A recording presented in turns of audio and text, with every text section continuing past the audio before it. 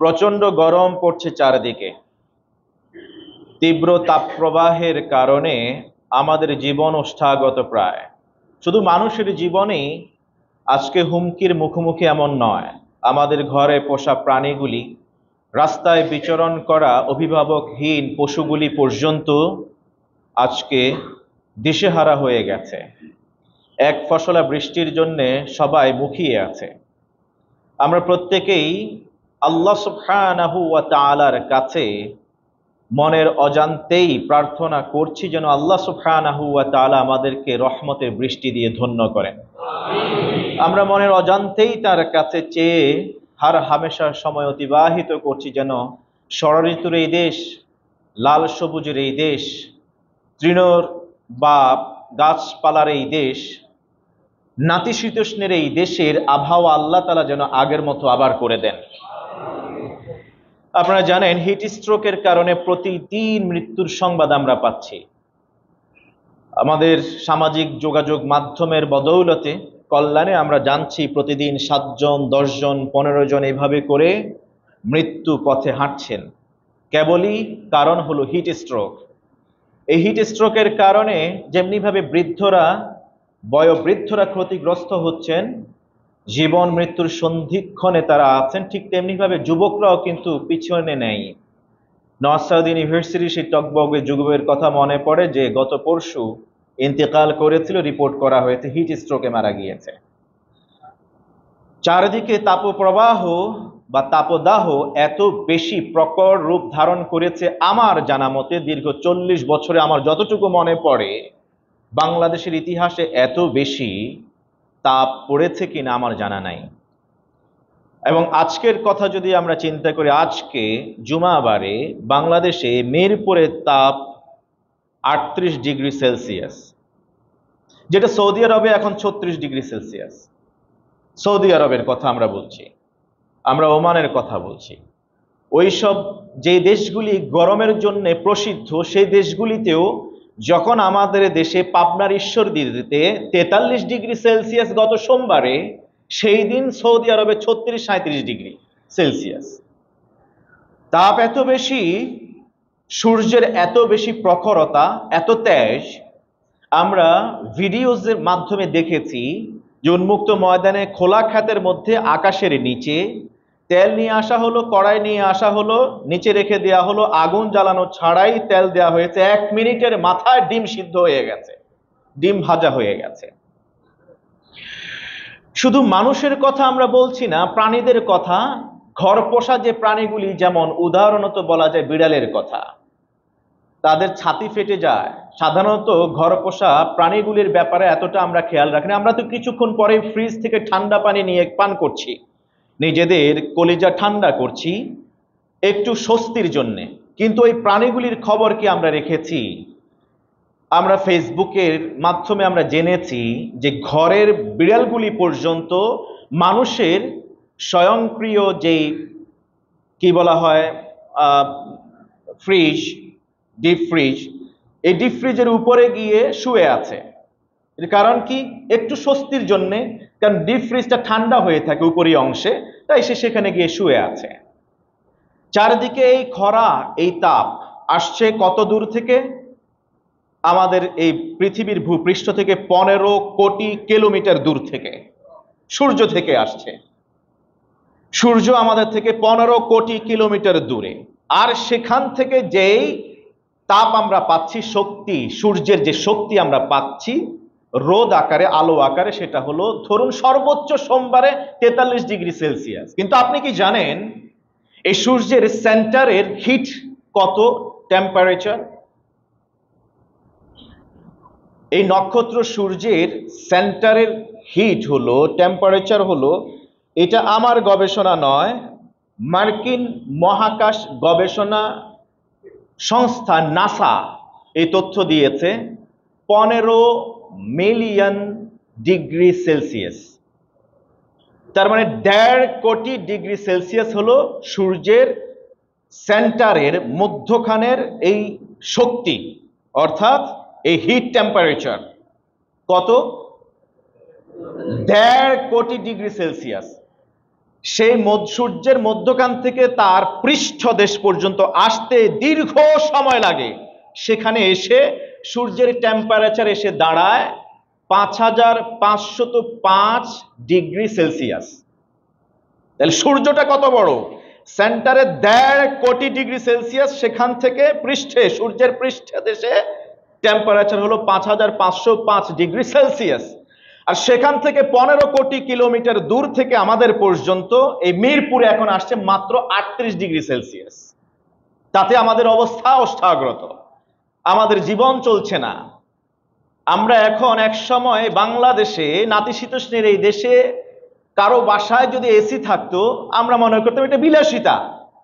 আর এখন এসিটা বিলাসিতা নয়, এটা জরুরত, এটা অত্যাবশ্যকীয় একটা বিষয়। আপনার জীবন রক্ষা করবার জন্য, স্বস্তিতে বসবাস করবার জন্য আপনার দেখবেন বিদেশে যেই সব দেশগুলি হিট টেম্পারেচার দিক থেকে প্রসিদ্ধ, সেই সব দেশগুলিতে লবিতে আপনার কি বলা হয়, উন্মুক্ত যে কোনো জায়গায় যেখানে একটু স্ট্রাকচার আছে সেখানে দেখবেন ন্যাচারালি গাছপালায় ভরপুর, সেখানে অথবা পানি ছিটানোর ব্যবস্থা করা আছে স্বয়ংক্রিয়ভাবে। সৌদি আরবে যারা গিয়েছেন, মক্কাতুল মুকাররমায়, মদিনাতুল মুনাওয়ারায় যারা সালাত পড়তে দাঁড়িয়েছেন, দেখবেন নামাজে দাঁড়িয়েছেন, নিচের টাইলস গুলি দেওয়া হয়েছে মার্বল, শীতল মার্বেলের, যেখান থেকে কোনো টেম্পারেচার আবার রিফ্লেক্ট করে না।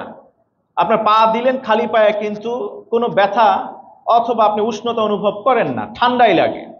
আবার নামাজে দাঁড়িয়েছেন, দেখবেন উপরে ফ্যান ঘুরছে, ওই ফ্যান থেকে আবার পানি ছেড়ে দেওয়া হচ্ছে, ব্যবস্থা করা হয়েছে। আজকে সেই সৌদি আরবে গাছ এত বেশি লাগানো হয়েছে, যেদিকে যাবেন সেদিকে গাছ, সবুজের সমারোহ। আজকে আল্লাহ সুবহানাহু ওয়া তাআলা সেটাকে নিয়ন্ত্রণে নিয়ে আসছেন। 36, 37, 38 ডিগ্রি সেলসিয়াসের মধ্যেই থাকে সৌদি আরবের টেম্পারেচার। কিন্তু আমার দেশের, যে দেশটাকে আমরা এত বেশি ভালোবাসি, যে দেশটাকে জন্য আমাদের মুক্তিযোদ্ধারা, বীর মুক্তিযোদ্ধারা জীবন দিয়েছেন, একটা ষড়ঋতুর দেশ আমরা পেয়েছি। সেই দেশে আমরা গাছ কাটতে কাটতে এমন এক অবস্থায় নিয়ে দাঁড় করিয়েছি, এখন আমাদের টেম্পারেচার সৌদি আরবকে হার মানায়। মুআজ্জাজ হাজিরিন, সে এত দূর থেকে এই সূর্যের তাপমাত্রার কারণে 38 ডিগ্রি সেলসিয়াসের কারণে যদি বিড়াল ফ্রিজের উপরে অবস্থান নিতে পারে, মানুষ ঘর থেকে বের হওয়া বন্ধ করে দিয়েছে, যার ঘরে এসির ব্যবস্থা ছিল না সে এসির মধ্যে ঢুকে গিয়েছে। এই যে ধরুন না, জুমার দিনে আমার কাছে রিপোর্ট করা হচ্ছিল 10টা থেকে আমার মুসল্লিরা এখানে এসে উপস্থিত হয়ে গেছে। কেউ বা কিছু মন্তব্য এমনও করেছেন ভিতরে এসি চলতেছে, পরে হয়তো বা এসি পাবে না, এর কারণে এত তাড়াতাড়ি মসজিদে চলে আসছে। এটা নেগেটিভ নয়, পজিটিভলি আমরা দেখছি আল্লাহর ইবাদত করতে হবে, এই জন্য নির্বিঘ্নে শান্তিপূর্ণভাবে ইবাদত করবো। তাই সুযোগ যেহেতু এসছে, আগে আগে আমরা মসজিদে চলে আসছি। সেই অবস্থায় সূর্য কোথায়? 15 কোটি কিলোমিটার দূরে, অথচ আমাকে স্মরণ করিয়ে দেয় হাসরের ময়দানের অবস্থা। হাসরের ময়দানের অবস্থা, এই হিট স্ট্রোক বা হিট টেম্পারেচার আমাকে স্মরণ করিয়ে দেয় হাসরের ময়দানে সূর্য কোথায় থাকবে। রাসূল করিম সাল্লাল্লাহু আলাইহি ওয়াসাল্লাম বললেন, তুদনা শামসু ইয়াউমাল কিয়ামাতি মিনাল খালকি কামিকদারি মিলিন। হাদিস সহিহ বুখারী, সহিহ মুসলিমের। যে হাসরের ময়দানে মানুষের থেকে সূর্যের দূরত্ব হবে, সূর্যকে টেনে কাছে নিয়ে আসা হবে, দূরত্ব হবে 1 মাইলের। বর্ণনাকারী বলছেন, আমি ভুলে গিয়েছি 1 মাইল বলতে প্যারালাল জমিনের 1 মাইল দূরত্ব বোঝানো হয়েছে, নাকি আমাদের হাতে গোনা 1 মাইল বা 1 হাত 2 হাত করে কথা বলা হয়েছে,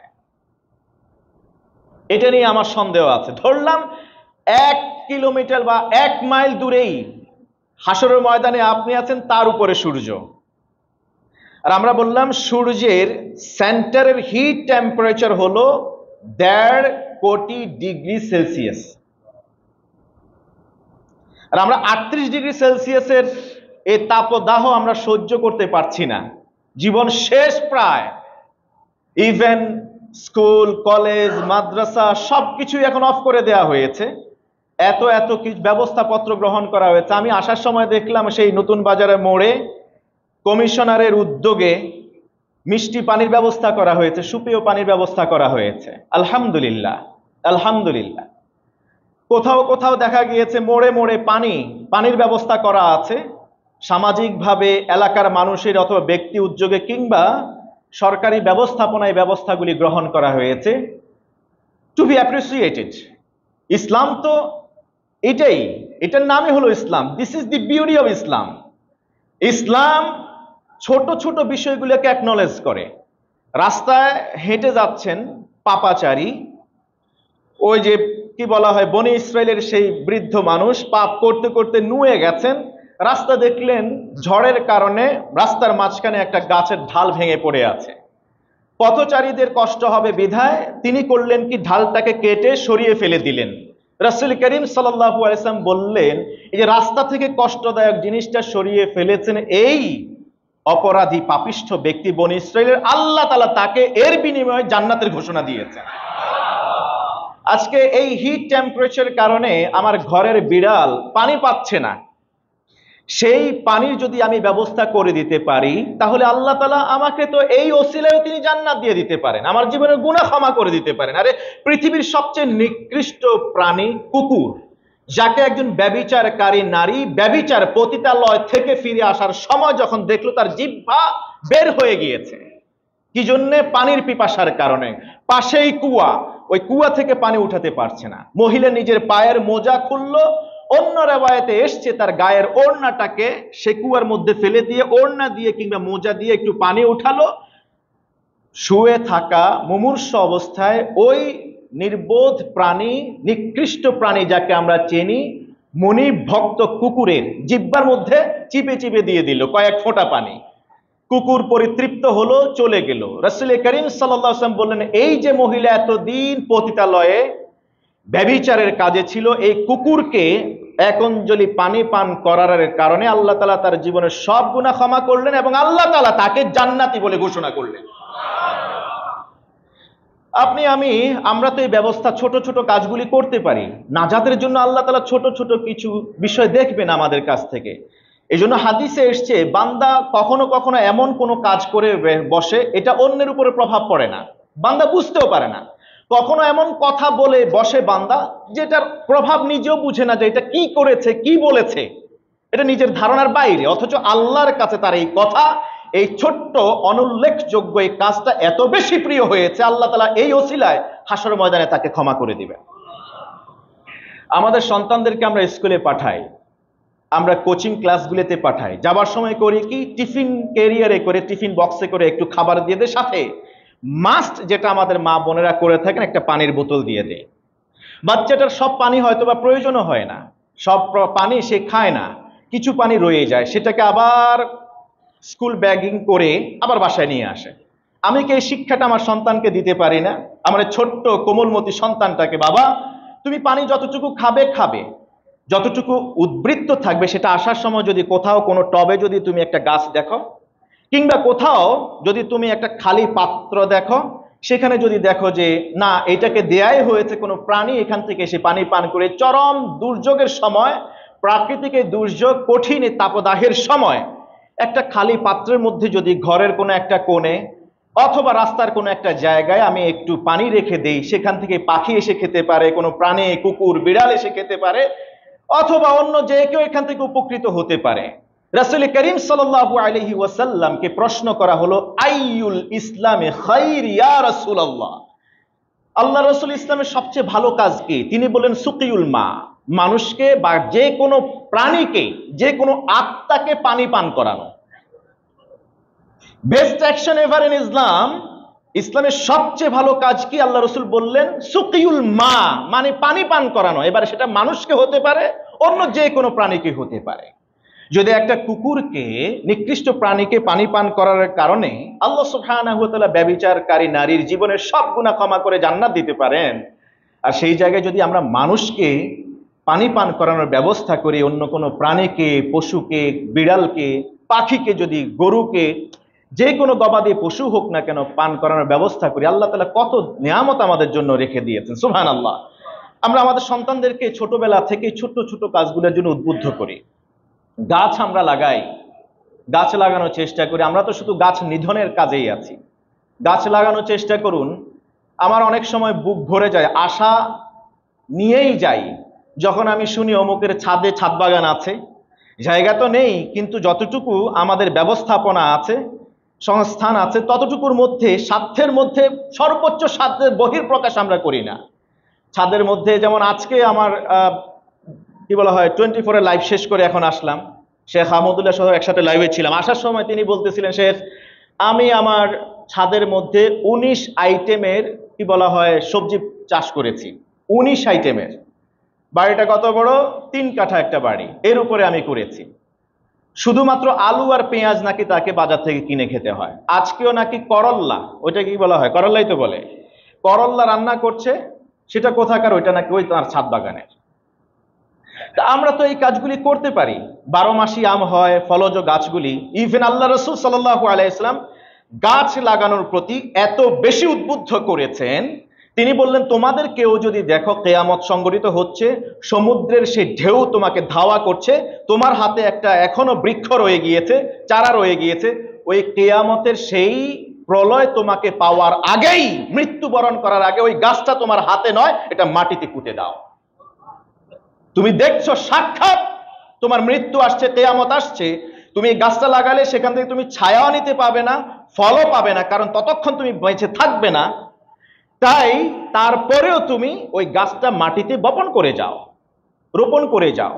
আমরা অনেক সময় শুধুমাত্র নিজের কল্যাণের কথা চিন্তা করি, এই জন্য শুধু নিজের ছাদ বাগানের কথা ভাবি, বারান্দায় আমরা গাছ লাগাই, উন্মুক্ত ময়দানে। কারো বিরান ভূমি পড়ে আছে, নার্সিং করার লোক নাই, তিনি দেশে থাকেন না, বাইরে থাকেন। আপনার যদি সেই জায়গাটা থাকে, আপনি কিছু দিনের জন্য তার কাছ থেকে নিন না, আপনি নিজে ফসল উৎপাদন করেন এবং যার জায়গা আপনি ব্যবহার করছেন তাকেও সেখান থেকে ইউজ করার জন্য দিন।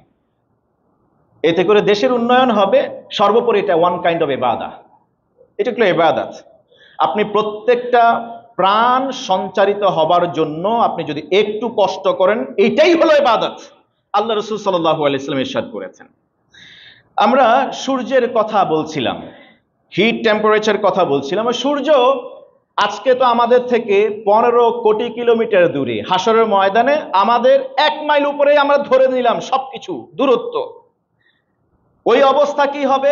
দাঁড়ায় থাকতে হবে আমাকে, আমার মাথার 1 মাইল উপরে সূর্য, ওই সূর্যের কিরণ, ওই সময় যদি বর্তমান সূর্যের টেম্পারেচার আমরা ধরি 1.5 কোটি ডিগ্রি সেলসিয়াস, ওই তির্যক এই রশ্মি সে আমাদেরকে দিচ্ছে।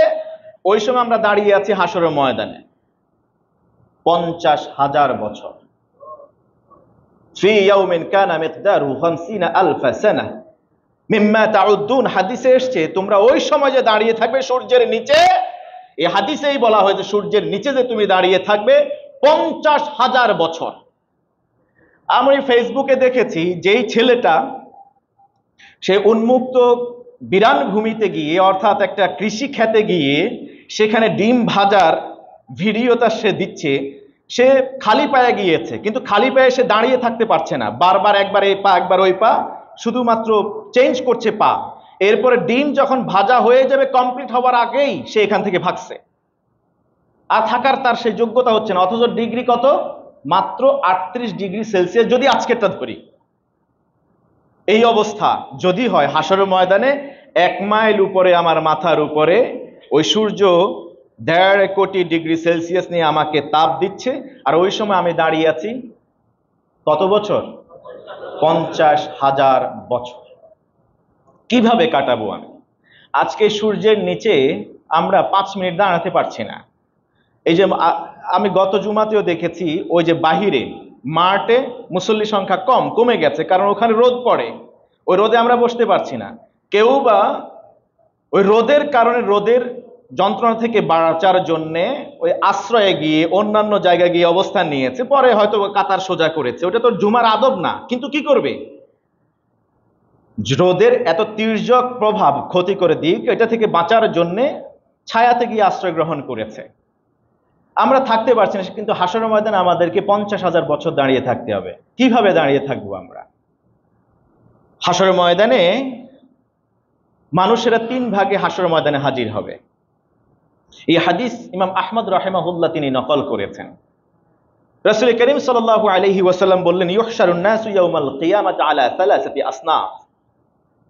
মানুষগুলি পৃথিবীর আদম সন্তান থেকে শুরু করে কিয়ামত পর্যন্ত যত মানুষ আসবে, যত নবীর উম্মত, যত ধর্মের মানুষ, সবাই 3 ভাগে বিভক্ত হবে। হাসরের ময়দানে 3 ভাগে এরা এসে হাজিরা দেবে, জমায়েত হবে।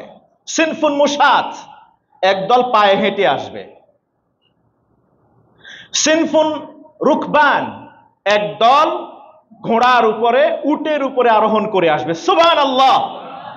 এই হাদিসের ব্যাখ্যায় সম্পূর্ণ কথা বলে দেই। উটের উপরে, ঘোড়ার উপরে আরোহণ করে আসবে উম্মতে মুহাম্মদী ঈমানদাররা। সুবহানাল্লাহ। আল্লাহ তুমি আমাদেরকে সেই দলভুক্ত করো। ওয়াসিনফুন আলা বুজুহিহিম, থার্ড যে ক্লাস অফ পিপল যারা হাসরের ময়দানে তাদেরকে গেদার করা হবে, তারা পায়ে হেঁটে নয়, আরোহী অবস্থায় নয়, পা নিচের দিকে নয়, বরং পা থাকবে উপরের দিকে, মুখের উপরে ভর করে হাসরের ময়দানে আসবে। সাহাবীর এই হাদিস বুঝে আসলো না। সাহাবী বলেন, ইয়া রাসূলুল্লাহ, দুনিয়াতে তো সে পায়ের উপরে হাঁটতো, 2 পা দিয়ে হেঁটে হেঁটে চলে বিচরণ করত, হাসরের ময়দানে কি করে সম্ভব? একটা পা মাথার উপরে ভর করে, মুখের উপরে ভর করে কিভাবে সে হাঁটবে? হাঁটতে হলে তো ব্যালেন্স করা লাগবে। তো সে তো হাসরের ময়দানের ওই জমিন তো আর ওই সময় এরকম জমিন থাকবে না। ওই জমিন তো এমন উত্তপ্ত হবে, গলেও যাবে না। আজকে 38-43 ডিগ্রি সেলসিয়াসের কারণে রাস্তার পিচগুলি গলে গিয়েছে। আপনি এটা জানেন, ফেসবুকে দেখেছেন। পথচারী হেঁটে যাচ্ছে, পায়ের নিচের সোল পর্যন্ত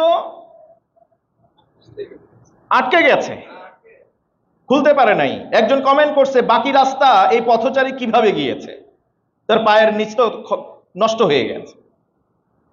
হাসরের ময়দানে 1 মাইল উপরে যখন সূর্য আসবে, পুরো সবটুকুন দিয়ে যখন সূর্য তাপ দিতে থাকবে, ওই সময় জমিন আপনি মনে করছেন এটা মাটির জমিন থাকবে? আর ওই সময় কি আপনি মনে করছেন এখন যেভাবে আমরা হিট স্ট্রোকে মারা যায়, ওই সময় কি মারা যাব? কারণ বারজাখি জিন্দেগির পরে আর কোনো মৃত্যু নাই, আপনার কোনো মরণও হবে না। আপনাকে সেটা সহ্য করতে হবে। কি করে করবেন? কিভাবে আমি সহ্য করব সেই তাপদাহ? আজকে এই দুনিয়ার এই অল্প তাপদাহ আমরা সহ্য করতে পারছি না। নবীজি সাল্লাল্লাহু আলাইহি ওয়াসাল্লামকে প্রশ্ন করলেন, ইয়া রাসূলুল্লাহ, 2টা পায়ের উপরে ব্যালেন্স করে সে চলতো পৃথিবীতে, হাসরের ময়দানে একটা মাথা কিংবা মুখের উপর ভর করে কিভাবে চলবে? রাসূল করিম সাল্লাল্লাহু আলাইহি ওয়াসাল্লাম বললেন, আল্লাহর ক্ষমতায় কি তোমার প্রশ্ন আছে? আল্লাহর ক্ষমতা নিয়ে কি তুমি প্রশ্ন করছো? যেই আল্লাহ 2 পায়ের উপরে মানুষকে হাঁটাতে পারেন, সেই আল্লাহ মুখের উপরে ভর করে কি তিনি মানুষকে হাঁটাতে পারেন না? একটা সাপের কয়টা পা আছে? বুকের উপরে ভর করে চলে। ক্ষমতা দিয়েছেন কে? যে একজন মানুষ হাত পা বাইঁধা দেন, বুকের উপরে সে ভর করে চলুক, দেখি কতটুকু চলতে পারে। পারবে কি? একটা সাপ বুকের উপরে ভর করে চলছে, ক্ষমতা দিয়েছেন কে? আল্লাহ। জ্ঞান আল্লাহ তাআলা দিয়েছেন। একজন মানুষের হাত পা বেঁধে রাখলে, বুকের উপরে ছেড়ে দিলে সে হাঁটতে পারবে না, চলতে পারবে না, এখান থেকে 1 গজও সে সামনে আগাইতে পারবে না, কারণ আল্লাহ তাকে এই ক্ষমতা দেন নাই, জ্ঞানও দেন নাই। অতএব যিনি এই পৃথিবীতে হাঁটার যোগ্যতা দিয়েছেন 2টা পায়ের উপরে, সেই আল্লাহই হাসরের ময়দানে মুখের উপর ভর করে 1 শ্রেণীর মানুষকে তিনি হাসরের ময়দানে উপস্থিত করাবেন। এই হাদিসের সমাধানে মহান আল্লাহ সুবহানাহু ওয়া তাআলা আয়াত নাযিল করলেন সূরাতুল ইসরার 97তম আয়াত। আল্লাহ তাআলা বলছেন, ওয়া নাহশুরুহুম ইয়াউমাল কিয়ামাতি আলা ওয়ুজুহিহিম। এই কথা আল্লাহর, সূরা ইসরা 97তম আয়াত, ওয়া নাহশুরুহুম ইয়াউমাল কিয়ামাহ, আমি তাদেরকে হাসরের ময়দানে জমায়েত করব, আলা ওয়ুজুহিহিম, তারা আসবে পায়ে হেঁটে নয়, মুখের উপরে ভর করে। সূর্যের প্রখর তাপের কারণে জমিন এত উত্তপ্ত হবে, উমিয়ানান, তাদের চোখের দৃষ্টি শক্তি চলে যাবে, চোখ গলে যাবে। ওয়া বুকমান, এবং তাদের কি বলা হয়, সুম্মান ওয়া বুকমান, বুকিয়ান, তারা ওই কানের পর্দা ফেটে যাবে ওই তাপদাহের কারণে, এবং মুখের জিহ্বা পর্যন্ত গলে যাবে, যেহেতু তাদের মুখ ভর করে তারা হাসরের ময়দানে আসছে। আল্লাহ তাআলা বলছেন, উমিয়ান ওয়া বুকমান ওয়া সুম্মা, 3 অবস্থা হবে তাদের। দেখুন, আমাদের মুখের সাথে কিন্তু আমাদের জিহ্বা, আমাদের কান, আমাদের চোখ। হাসরের ময়দানে ওই কঠিন প্রখর উত্তপ্ত ওই ময়দানে যখন পা বাদ দিয়ে মানুষ জমিনে মাথায় মুখে ভর করে আসবে, জমিনের তাপের কারণে, যেমনি ভাবে এখন আমরা খালি পায়ে পিচের উপরে চলতে পারছি না, খোলা রাস্তায় আমরা চলতে পারছি না পায়ে জুতা দেয়া ছাড়া। ঠিক তেমনি ভাবে হাসরের ময়দানে যখন আসবে, মুখে তো আর জুতা থাকবে না, মাথায় তো আর জুতা পরানো থাকবে না, কোনো কাপড়ও থাকবে না, নিচে কোনো কিছুই ব্যবস্থা থাকবে না। ওই সময় নিচের উত্তপ্ত এই জমিনের কারণে চোখ গলে যাবে, অন্ধ হয়ে যাবে, কান নষ্ট হয়ে যাবে, গলে খসে পড়ে যাবে, জিহ্বা খসে পড়ে যাবে, বোবা হয়ে যাবে, কথাও বলতে পারবে না। আপনি মনে করছেন এই পৃথিবীতে আমরা হিট স্ট্রোক থেকে বাঁচার জন্য বিশেষজ্ঞ যখন বলছেন যে আপনি যখন বের হবেন এখন গায়ে কাপড় পরে বের হবেন, আপনি যখন বের হবেন তখন আপনি মাথায় অন্তত পক্ষে কিছু একটা টুপি দিয়ে বের হবেন কিংবা মাথা ঢেকে বের হবেন। আমরা তো জাপান এবং চায়নাতে দেখেছি তারা কি বলে হে ফ্যান বেসড তারা ক্লদিং তৈরি করেছে, গরম থেকে বাঁচার জন্য এমন পোশাক তৈরি করেছে ভিতরে বাতাস, ওরা বাতাস দিতে থাকবে, এমন পোশাকও তৈরি করেছে, আবিষ্কার করেছে। আমি আসবো কোরআন থেকে উদ্ধৃতি দেওয়ার জন্য একটু পরেই। হাসরের ময়দানে ওই হিট টেম্পারেচার থেকে বাঁচার জন্য আপনার গায়ে কিন্তু মোটা চাদর থাকবে না। যেমন ধরেন আমি গত জুমাতে এটা পড়ি নাই, তো আমার কাছে মনে হয়েছে যে না অস্বস্তি। গতকাল রাতে যখন কোরআনের সূরাতুন নাহলের ৮১তম আয়াত আমি পড়ছিলাম তখন আমার মাথায় আসলো যে আরে আল্লাহ সুবহানাহু ওয়া তাআলা তো ১৫০০ বছর আগে হিট স্ট্রোক থেকে বাঁচার জন্য কি করণীয় তো কোরআনেই আল্লাহ বলে দিয়েছেন। আজকে এই কোটিটা পড়ে আসছে, অনেকে আবার আমাকে পথে মধ্যে অনেকে বললেন যে এই গরমের মধ্যে আপনি আবার কোটি পড়ছেন, দেখেন হুজুরের আর কটা বললাম না আর কি। তা আমি তো বুঝি যে ইসলাম তো সর্বাধুনিক একটা জীবন বিধানের নাম। সেই ইসলাম ১৫০০ বছর আগে আমাকে বলে দিয়েছে হিট স্ট্রোক থেকে বাঁচার জন্য টেম্পারেচারকে নিয়ন্ত্রণ করবার জন্য তুমি কিভাবে চলবে। সুবহানাল্লাহ। সূরা নাহল মনে রাখবেন ৮১তম আয়াত। অনেকে আবার প্রশ্ন করেন যে হুজুর তো সামাজিক বিষয় নিয়ে কথা বলে, হুজুর তো আসমানের উপরে নিয়ে কথা বলবে, জমিনের নিচ নিয়ে কথা বলবে, সামাজিক বিষয় নিয়ে কথা বলবে। ভাই এই যে গাছপালা নিয়ে আমরা কথা, এটা কি হুজুরদের কথা বলার কথা নাকি? অনেকে এটা মনে করেন।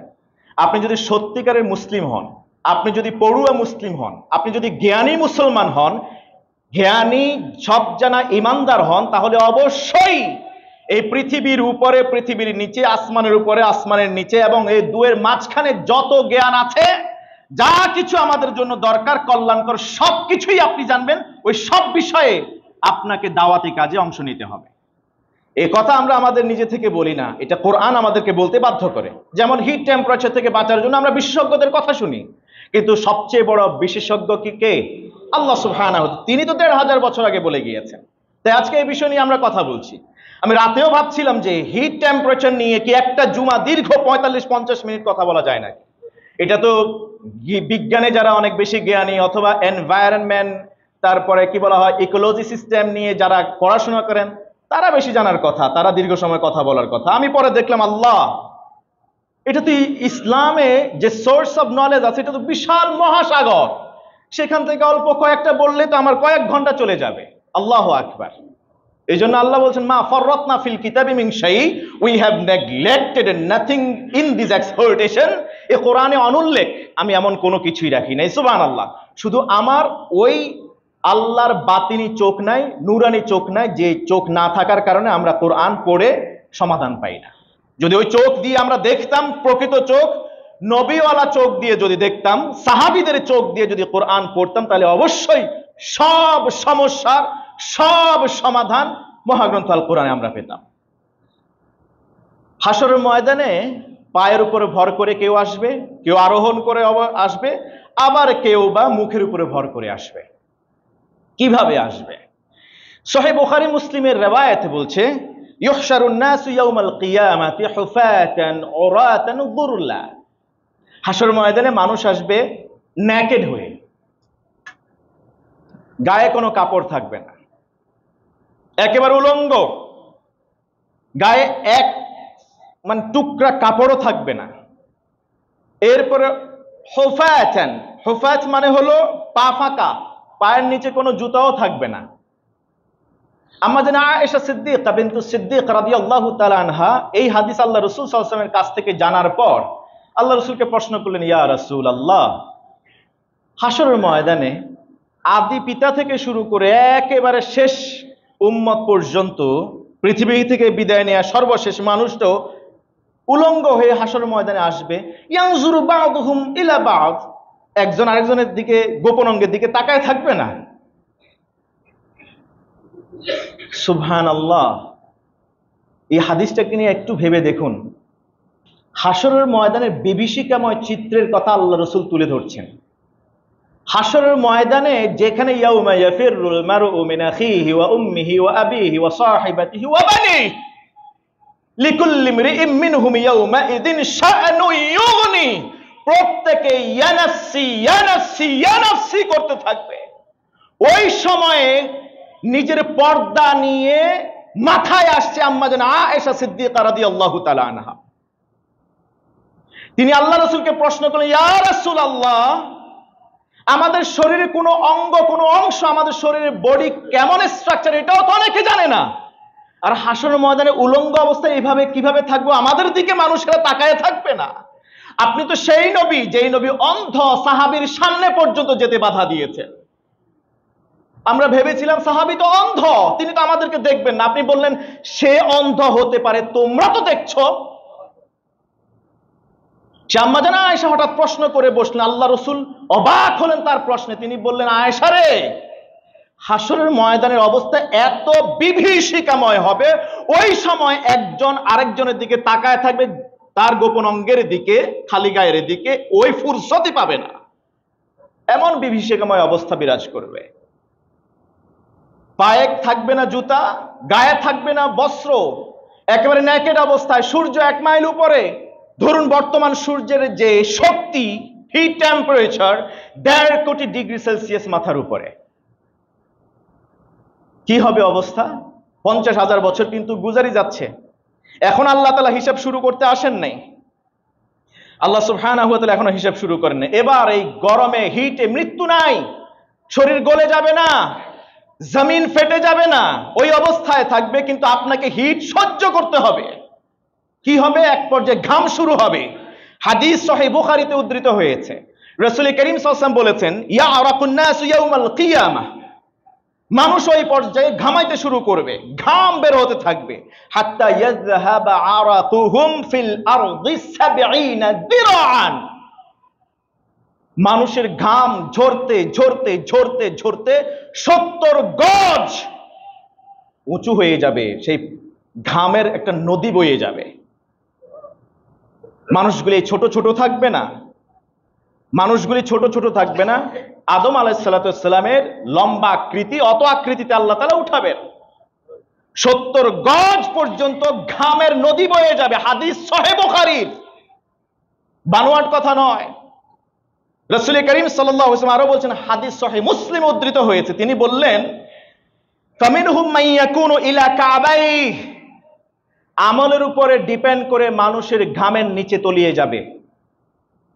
প্রত্যেকে নিজের আমলের উপরে ডিপেন্ড করে, নির্ভর করে, যার আমল যদ্দূর, কারো আমল যদি বেশি হয় অন্তত পক্ষে ঘামের নিচে তার টাকনুর নিচ পর্যন্ত তলিয়ে যাবে।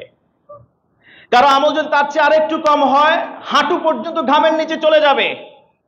কারো আমল যদি আরো কম হয় কোমর পর্যন্ত ঘামের নিচে চলে যাবে। কারো আমল যদি আরো কম হয় তাহলে তার লেজাম বলা হয়েছে, ঘোড়ার লেজাম মানে লাগাম, ঘোড়ার লাগাম থাকে মুখে। নবীজি সাল্লাল্লাহু আলাইহি ওয়াসাল্লাম সহিহ মুসলিমের হাদিস যখন বলছিলেন, তিনি তার মুখের দিকে ইঙ্গিত করে বললেন যে কারো কারো তোমাদের মুখ পর্যন্ত, নাক পর্যন্ত, শুধু নাকটা উপরের দিকে দিয়ে থাকবে, নিঃশ্বাস নেবার জন্য ঘামের নিচে তলিয়ে যাবে। আল্লাহ রাসূল সাল্লাল্লাহু আলাইহি ওয়াসাল্লাম বললেন, ওই সময় মানুষের চোখের পানি শুকিয়ে যাবে, রক্তের নদী বয়ে যাবে। তোমাদের কেউ যদি সেই সময় ওই রক্তের নদীর মধ্যে কোনো নৌকা নিয়ে এসে চালিয়ে দিতে চায় তাহলে সেটা চলতে থাকবে। এই জন্য সেই রক্তের নদী থেকে বাঁচার জন্য হাসরের ময়দানে কান্না করবার আগে পৃথিবীতে কাঁদো। যদি কান্না তোমার চোখে না আসে, পানি যদি না আসে, অন্তত পক্ষে কান্নার ভান করো। কেউ যদি মুনাজাতে কান্নার ভান করে তাকে মেকি ভাবে দেখবেন না, উপহাস করবেন না। এটা আল্লাহর রাসূলের সুন্নাহ। হতে পারে সুম্মা কাসাত কুলুবুহুম ফাহিয়া কাল হিজারাতি আও আশাদ্দু কাসওয়া, অন্তর কঠিন হয়ে গিয়েছে পাপ করতে করতে, এখন আর আল্লাহর জন্য কান্না আসে না, জাহান্নামের আযাবের ভয়। এই যে হিট টেম্পারেচারের হাসরের ময়দানের কথা বলছি, অনেকের অন্তর হয়তো বিগলিত হবে না, এরপরেও যদি সে চোখের কোণে পানি না আসে, অন্তত পক্ষে যদি সে কান্নার ভান করে, আশা করা যায় ওসিলায় আল্লাহ তাআলা হাসরের ময়দানে তাকে হেফাজত করবে। রব্বে কারীম বলছেন সূরা আন-নাহলের 81তম আয়াতে, হিট স্ট্রোক, হিট টেম্পারেচার থেকে বাঁচার জন্য কি করণীয়? ওয়াল্লাহু জাআলা লাকুম মিম্মা খালাকা যিলালান। দেখেন আল্লাহর ফয়সালা, ওয়াল্লাহু জাআলা লাকুম মিম্মা খালাকা যিলালান। এই পৃথিবীতে আল্লাহ তাআলা তোমাদেরকে বসবাসের জন্য ছায়ার ব্যবস্থা করেছেন। সুবহানাল্লাহ বলেন। হিট টেম্পারেচার থেকে বাঁচার জন্য ছায়া দরকার। এটা আপনার ঘরের ছায়া হতে পারে, গাছের ছায়া হতে পারে, যে কোনো ছায়ায় আপনি আশ্রয় নেবেন। প্রথম এজেন্ডা আল্লাহ তাআলা দিয়েছেন। দ্বিতীয়, ওয়া জাআলা লাকুম মিনাল জিবালি আকনানা, আল্লাহ তাআলা তোমাদের জন্য পাহাড়ে অবস্থান নেওয়ার, গর্ত খনন করে থাকার ব্যবস্থা করেছেন। সুবহানাল্লাহ। আমরা তো এখনো না ইটের দেয়াল তৈরি করি, এখনো পর্যন্ত চাঁদপুর, বিভিন্ন জায়গায় উত্তরবঙ্গে মাটির তৈরি ঘর আছে। আপনি দেখবেন মাটির তৈরি ঘরের মধ্যে এসি লাগে না, কি ঠান্ডা একটা ঘর। এই জিবাল মানে পাহাড়, পাহাড়ের ভিতরে কুঠুরি গর্ত খনন করে সেখানে থাকার ব্যবস্থা করেছেন কে? আল্লাহ বলছেন। হিট টেম্পারেচার থেকে বাঁচার জন্য মাটির ঘরে এমন জায়গায় যেতে বলা হয়েছে, যেই জায়গায় ইভেন ব্যাংক হতে পারে, মাটির ব্যাংক হতে পারে, সেখানে গিয়ে হলেও আশ্রয় নিতে বলা হয়েছে। ওয়া জাআলা লাকুম সারাবিলা তাকিকুমুল হাররা, আল্লাহ তোমাদেরকে পোশাক দিয়েছেন। সুবহানাল্লাহ। সারাবিল মানে হলো পোশাক, ক্লদিংস। আল্লাহ তোমাদের জন্য পোশাক দিয়েছেন, তাকিকুম, যে পোশাক তোমাদেরকে রক্ষা করবে, আল হাররা মানে টেম্পারেচার, রোদ থেকে, হিট স্ট্রোক থেকে তোমাদেরকে কাপড় হেফাজত করবে। সুবহানাল্লাহ। আধুনিক বিজ্ঞান এখন বিশেষজ্ঞরা বলছেন, আপনি যদি টেম্পারেচারে বের হন, মাথার উপর অন্তত পক্ষে কিছু দিয়ে বের হন, গায়ে কিছু দিয়ে বের হন। আর এটা তো ইসলাম ১৫০০ বছর আগে আমাদেরকে বলছেন, ৫ ওয়াক্ত নামাজে মাথা ঢেকে নামাজে সিজদা দিতে বলা হয়েছে। অভ্যস্ত হও, তুমি শুধু নামাজে নয়, নামাজের বাইরেও তুমি আমি আল্লাহর গোলাম, সেখানে তুমি মাথা ঢেকে রাখবে। কথা বুঝেন নাই?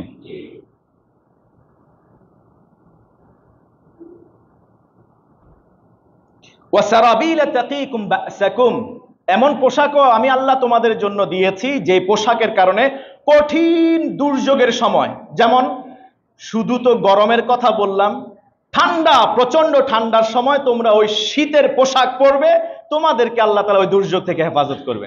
যুদ্ধের ময়দানে যাবে, সেখানে তোমরা লৌহ বর্ম পরবে, এটা ওয়ান কাইন্ড অফ ক্লদিংস, ওই বস্ত্র পরবে, সেখানেও আল্লাহ তাআলা তোমাদেরকে শত্রুর সেই আঘাত থেকে হেফাজত করবেন। কাযালিকা ইউতিম্মু নি'মাতাহু আলাইকুম, এভাবেই আল্লাহ তাআলা তোমাদের জন্য তার নিয়ামতকে পরিপূর্ণতা দেন।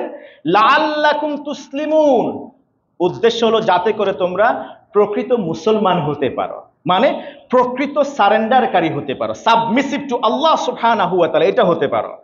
দেখুন, নেচারকে আমাদের অধীনস্থ বানিয়ে দিয়েছেন, নেচারকে আমাদের অনুগামী বানিয়ে দিয়েছেন আল্লাহ সুবহানাহু ওয়া তাআলা। অথচ সেই নেচার নিয়ে যারা জ্ঞান বিজ্ঞান চর্চা করি, তারাই আজকে প্রকৃতিকে চেনে, আল্লাহকে চেনে না।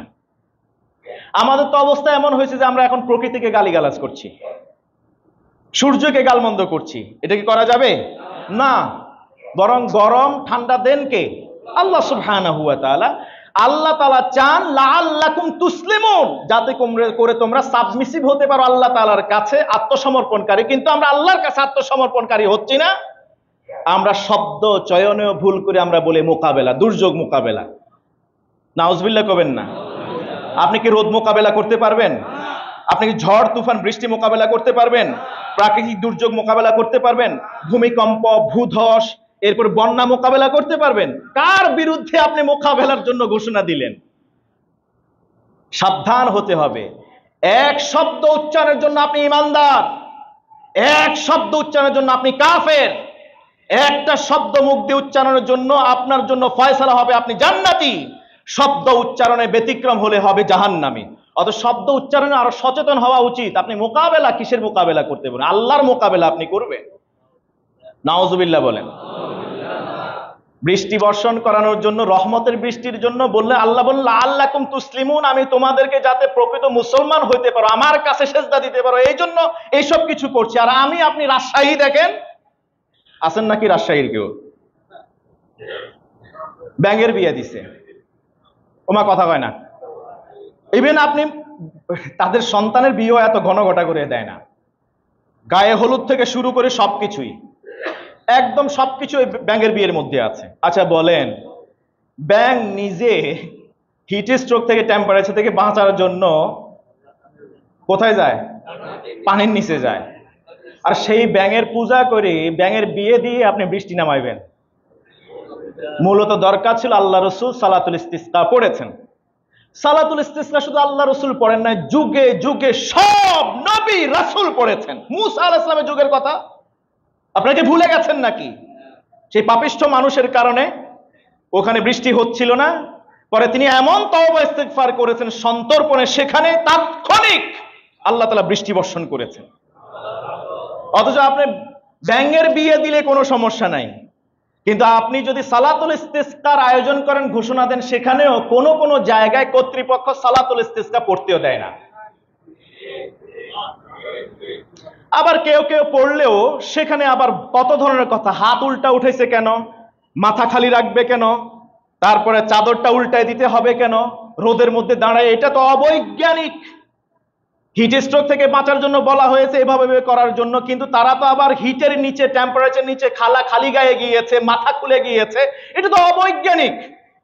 আরে মিয়া, তোমার যে জ্ঞান যে কোন তলানিতে আছে এটা ভালো জানেন কে? আল্লাহ বলেন ওয়ামা উতিতুম মিনাল ইলমি ইল্লা কালিলা, আমি তোমাকে যত কিঞ্চিত সামান্য জ্ঞান দিয়েছি। আর আমার রাসূলের ব্যাপারে আল্লাহ বলছেন ওয়া আল্লামাকা মা লাম তাকুন তা'লাম, পৃথিবীতে কিয়ামত পর্যন্ত যা কিছু হবে আসমানের উপরে জমিনের নিচে, আমি আল্লাহ তাআলা নবী হে সব জ্ঞান আমি আপনাকে দিয়েছি। সেই নবী আমাদেরকে একটা ফর্মুলা দিয়ে গেলেন সালাতুল ইস্তিসকা, আল্লাহর কাছে ফিরে আসার জন্য।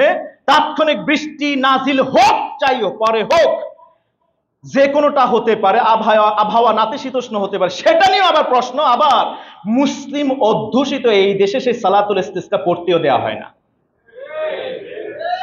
চিন্তা করেন আমরা কোথায় আছি? আমরা শুধু বাহাস নিয়ে আছি। এখন তারাবির নামাজ 8 রাকাত হবে নাকি 20 রাকাত হবে?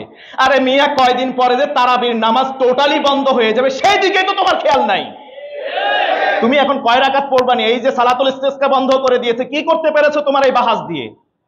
নফল জিনিস নিয়ে তুমি তর্ক বিতর্ক করতে আসো, যেটা সাহাবীদের যুগ থেকে ইখতিলাফ ছিল, সেই বিষয়ে তুমি এখন এসে এই যুগে এসে সমাধান করবে। আল্লাহ আমাদেরকে বুঝার তৌফিক দান করুন, আল্লাহ আমাদেরকে বুঝার তৌফিক দান করুন। সালাতুল ইস্তিসকা এটা সুন্নাহ একটা সালাত, সারা বাংলাদেশে আলহামদুলিল্লাহ বিভিন্ন জায়গায় হয়েছে। সালাতুল ইস্তিসকা মানে হলো এরকম নয় যে নামাজে থাকাকালীনে, খুতবা চলাকালীন, মুনাজাতের সময় বৃষ্টি বর্ষণ হবে না। হতে পারে আল্লাহ সুবহানাহু ওয়া তাআলা তাৎক্ষণিক না হলে বিলম্বে ঠিক করবেন, 2 দিন পরে ঠিক করবেন, অথবা আবহাওয়াটাকে আল্লাহ চেঞ্জ করে দিবেন, বাতাস বইয়ে দিবেন, সূর্যের তাপ কমিয়ে দিবেন, সূর্য ঠিকই চারদিক থেকে সেই আগের মতো মহারহে আলো দিচ্ছে, এতে মানুষের ক্ষতি করবে না। হতে পারে এমনটাও যে তাৎক্ষণিকও বৃষ্টি হতে পারে, পরের দিনও হতে পারে, যে কোনো সময় বৃষ্টি হতে পারে। এই ইয়াকিন, এই ঈমান তো আমাদের ঈমানদারদের আছে, তাই না? আল্লাহ তাআলা আমাদেরকে বুঝার তৌফিক দান করুন। এই হিট স্ট্রোক থেকে বাঁচার জন্য আমার আরো কিছু আমলের কথা ছিল, সেটা আজকে আর বলতে পারবো না। এখান থেকে যেমন ধরুন, আমরা এখন হিট স্ট্রোক বা টেম্পারেচার থেকে বাঁচার জন্য আমাদের সবচেয়ে বড় দরকার যেটা ছায়া।